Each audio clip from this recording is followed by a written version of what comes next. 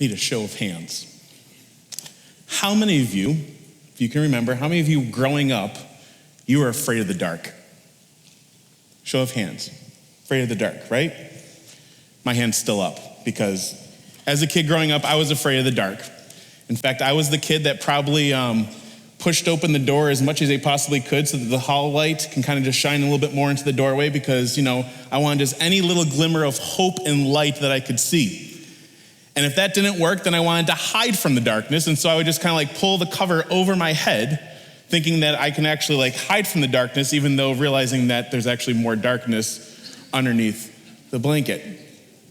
I wonder though, if we ever outgrow our fear of the darkness. Because even now as an adult, I don't really like it. Now, I don't like the darkness that Gerald May defines as the dark night of the soul. The darkness in which there's obscurity. The darkness in which God seems absent. The darkness in which activity from God seems to be little to none. The darkness in which every time we cry out, the prayer seems to fall upon deaf ears. That darkness. The darkness that Psalm 88 is talking about. And as we've been hearing, the Psalms speak to the seasons of life, and each psalm that we read about, we can kind of dive into, we can take on the posture, we can learn more about, then surely Psalm 88, in its darkness, in its obscurity, gives us a posture that we ourselves can model and take when we ourselves hit seasons of life that we want nothing to do with. Because no matter how much we may want to flee from darkness, no matter how much we want nothing to do with obscurity, no matter how much we want nothing to do with the quietness that often comes, it's something we have to face.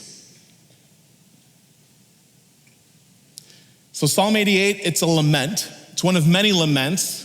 And it kind of follows a little bit of the same pattern and structure that other laments do. It has in it within this, there's this plea, there's this petitioning to God. It's kind of saying, this is the state that I'm in. There is a prayer for asking for deliverance. But here's the thing, it kind of goes off a little bit. It kind of goes with like Sesame Street's, one of these things does not like the other. This psalm in particular does not end the way other laments do. Other laments actually say, here's my future praise of deliverance. Here's my future hope. How does this one end? Darkness, you're my only friend. Actually has us thinking more about probably Simon and Garfunkel's opening lyrics to The Sound of Silence than it does to any future hope of deliverance. And if you weren't thinking of Simon and Garfunkel up to now, you are right now. But if we think about it, we can't escape darkness. We can't escape the season. We become just like the psalmist. How often do we utter prayers in which we say things like, God, are you hearing my prayer as my parents walk through divorce? God, are you hearing my prayer with this terminal medical diagnosis? God, are you hearing my prayer when I no longer feel close to you as I spend time in your word? God, are you hearing my prayer because I sing the songs, but they don't seem to resonate in my heart and my soul? God, are you hearing me when I cry out?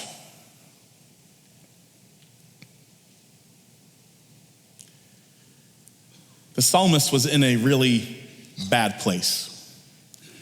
There's nothing we can really say other than that. God, the way the psalmist is talking, God has put him in the depths. God has placed his wrath upon him. God has rejected him. God is hiding his face from him. God has destroyed him. God has him in a dark night of the soul. And we all respond differently to dark nights. We all respond differently. We respond in the season of obscurity in ways that can baffle us and baffle others. Some of us respond by simply saying, I'm gonna hide from it. We try to pull the blanket of our life over the darkness and try to hide ourselves from it. When we walk through the darkness, we try to blame ourselves or we blame others. We look for something to blame for whatever it is that we are walking through. Others, when we walk through darkness, we actually look for something that can explain away what's going on. We might even deny that we're actually even in darkness. We all walk through it differently. About 2 years ago, I was experiencing some different kind of physical symptoms that kind of had me alarmed. And so I went to the doctor, and the initial kind of thinking from the appointment on was that there's a possibility of cancer. And in this initial, and so they started running a gamut of tests and blood work and all kinds of different things. And from that initial moment in which there's the possibility of who knows what, to even afterwards in which treatment was taking place and all these different kinds of things, I found myself in a season that I did not want to be in. And I found myself doing some things in this dark night that I actually did not think I was actually going to do.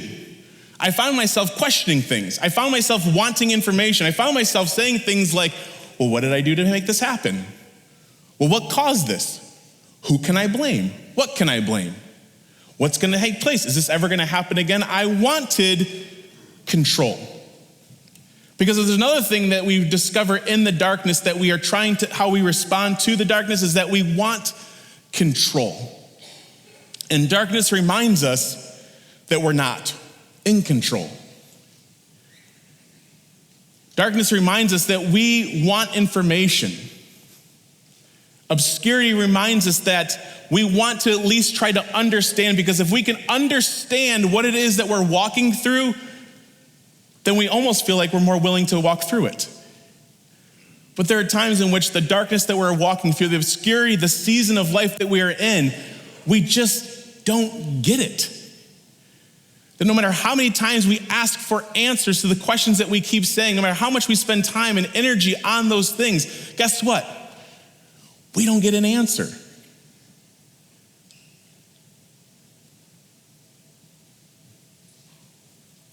Because it's quiet. So the dark season reminds us that we want control. The dark season also reminds us that, you know what, we actually don't know how to respond to these seasons of life.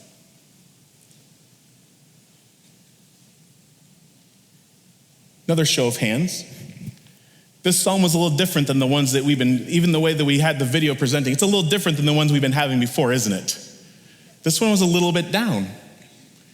And so in this sense, when we see the scripture kind of being and lived out, and even as we read it, we kind of go, really? Is this the one we're going to spend time in right now? Right. So we want to run from it. In fact, we actually become a little bit like the friends in the psalmist, so the family members. We want to abandon the darkness. We want to abandon even those who are walking through the darkness because we don't know what to do with it. Or, in some cases, it reminds us that we ourselves have not dealt with our own darkness.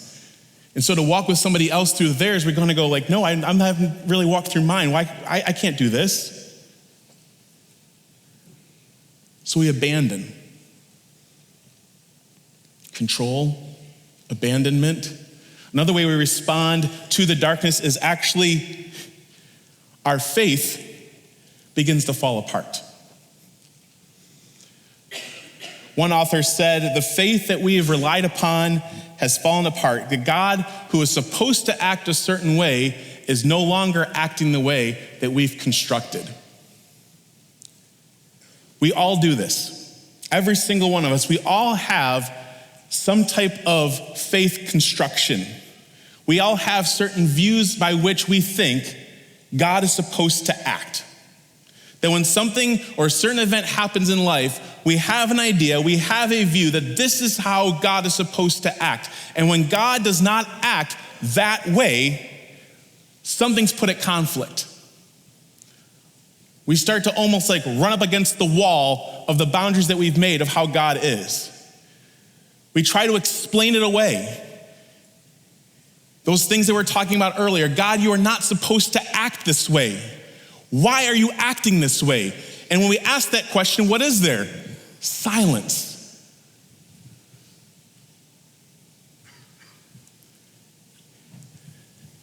We begin to say things like, God, you have abandoned me. When in reality, it's not God who's abandoned us. It's our view of who we thought God is that's beginning to become abandoned. What we've constructed God to be and to do, that's what's now leaving. In the darkness and the quiet, we're trying to figure out who is God in the midst. Have you ever met somebody who's walked a certain way in the darkness and it's actually inspired or encouraged you? My grandfather, Don Kirsch, is one who walked faithfully in the darkness. He literally walked through the darkness because he was blind. He was blind from probably the early age of my childhood on. And it was always amazing to watch him live in darkness. It was always amazing to watch him do life without seeing.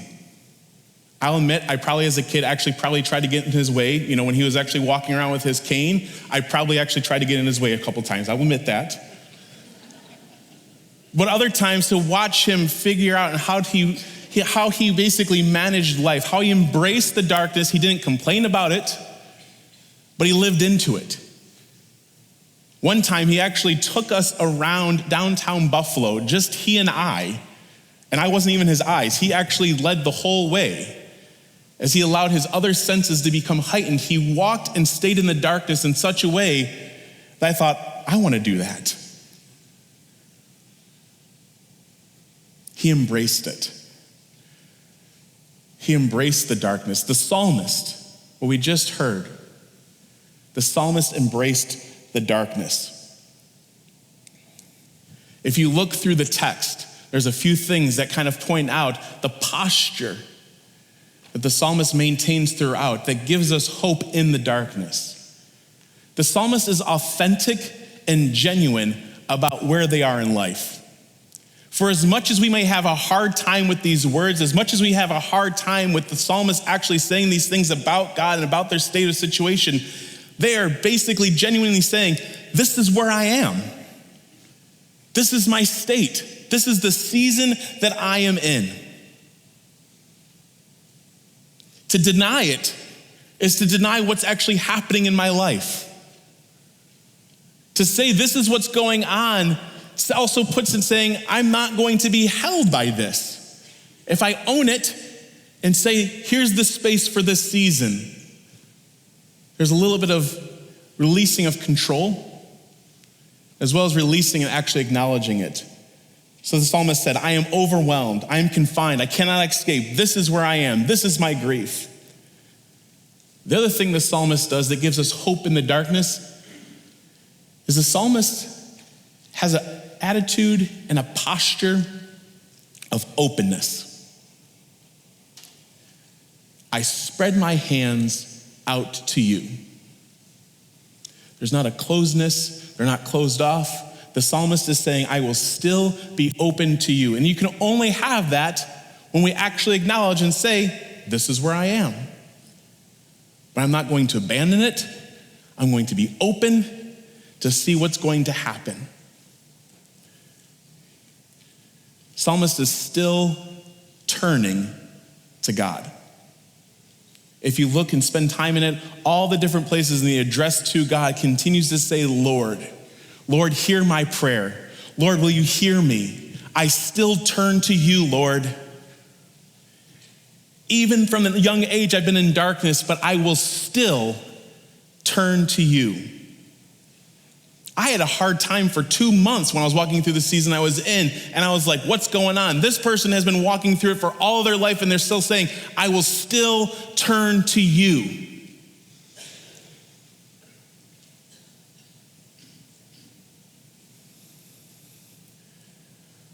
No matter what we have no matter what sliver or glimmer of hope and light we have, we still turn to God. And this is the part that as I spent more time reading and thinking out what the psalmist is actually doing, I realized that the psalmist actually was shouting an item of praise at the end. It's just not what we're used to. The psalmist said, "Darkness, you are my friend." No, it wasn't a praise that basically said, "Lord, you're going to do this, you're going to do that, you're going to do this, you're going to do that, and I will praise you in the days and years ahead." No, the item of praise that the psalmist actually said, you know what? If God has me in the darkness, then darkness is my friend. If God has me in this season, then this season is where I need to be. The season of obscurity, of confusion, of grief, this is where I need to be.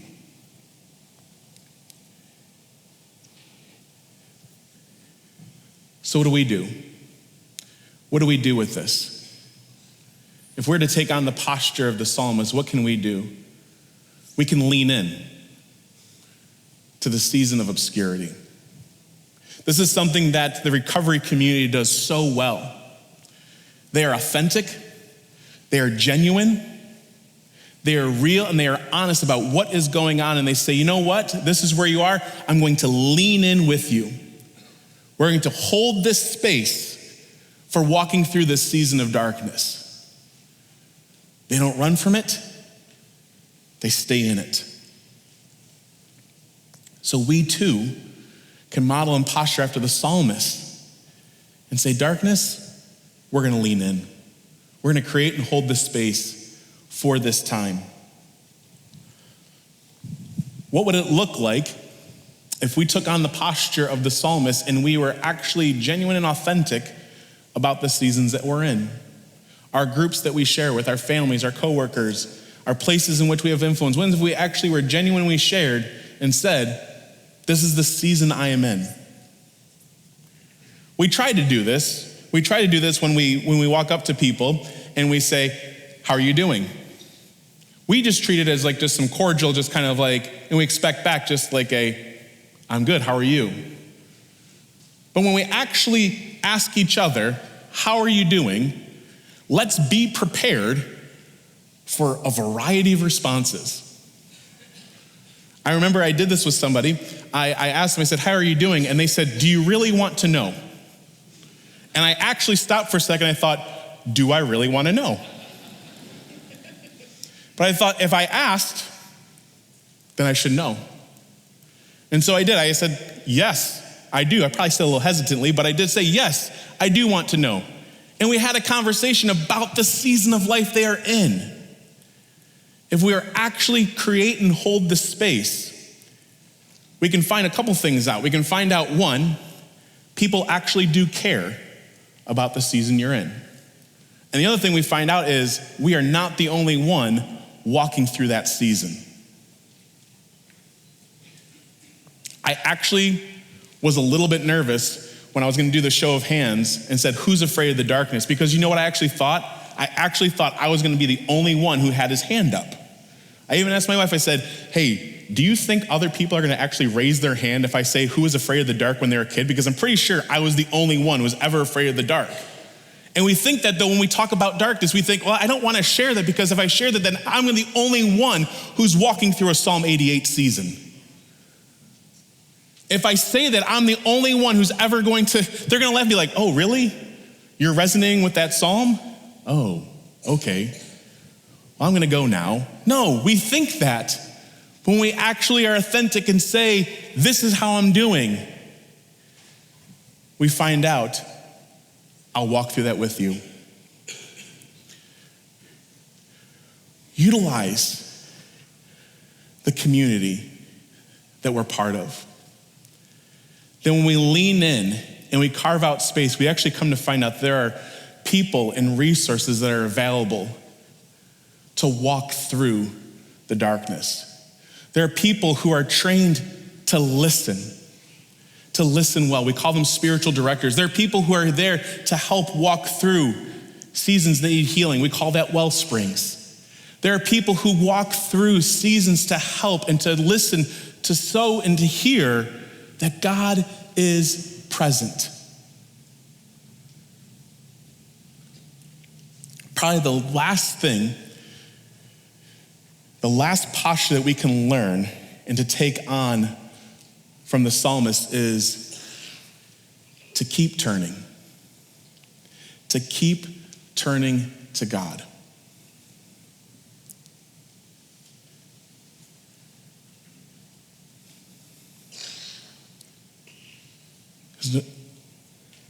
Darkness is hard. Grief is hard. Discouragement is hard. Loss, loneliness. And when it feels like God is not anywhere near, it is hard.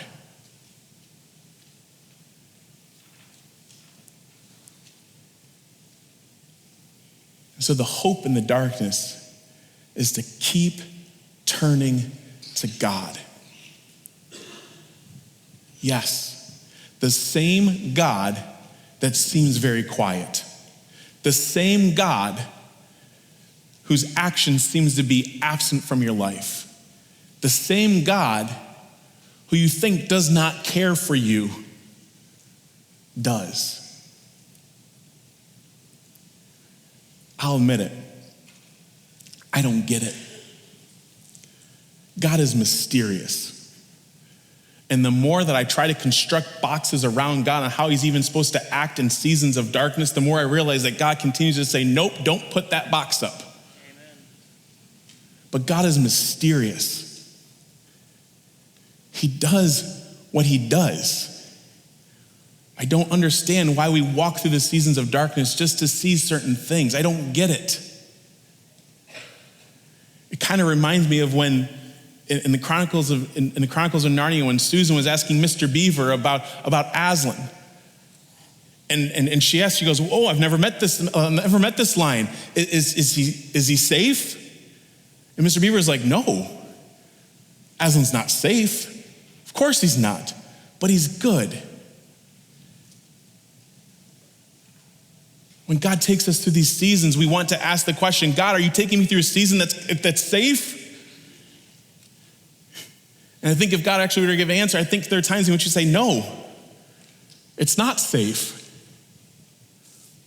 but it's good. And that's hard. That's hard. And if we lean into God doing what only God can do, then we find our lives being transformed. We find attachments, addictions, things being transformed that we never could grasp before. We find that as those things are purged and burned away, we find that we have a pure, more loving relationship with God. We find a freedom that can only come through this type of season. We find healing. We find healing in our identity. We find healing in relationships with others. We find healing in how we even view and approach God.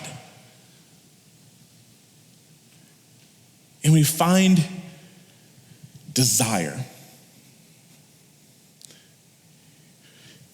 We walk through a season of darkness, and it seems there are times in which we go through the season and we are pleading with God to do something. God, I need you to do this. I need you to do X, Y, and Z.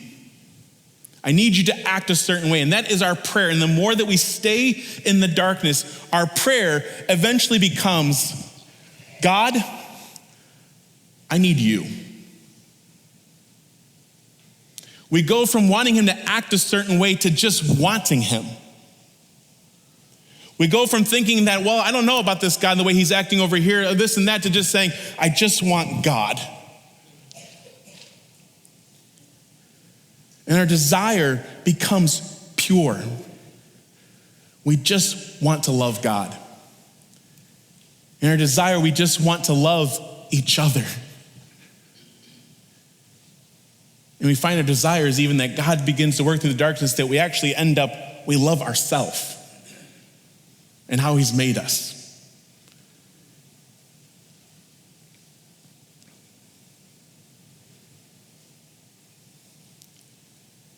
I tried to think about where do we go from here? That we've got these practical things that we can do. We've got these things in which God is doing, the mystery. But one of the things I thought, and I wrestled with this, I thought, the thing about darkness is that dawn does end up coming. We so often talk about, when I think about Easter, we think about what happened on Good Friday was horror, right? We talk about Good Friday like this. Why is that good? It's the season, Christ died. And we so often jump over to Easter. We go like, Christ died on Friday, and then we've got Sunday. But there's this Holy Saturday. Psalm 88 is Saturday. And when we're in Saturday, we need to live in it. We need to stay in it. But the gospel also tells us that dawn is coming. We don't know when. We don't know how. But it is coming. John of the Cross, who actually did the work on the dark night of the soul, one of the poems that he wrote at the very end gives us the glimmer, the hope that we have exiting darkness. He says, "How gently and lovingly you wake in my heart, where in secret you dwell alone, and in your sweet breathing filled with good and glory, how tenderly you swell my heart with love." Darkness just seems dark. But dawn shows us just the little glimmer of light and hope that we need. The little glimmer of light and hope that says, hope is here. Light is breaking in.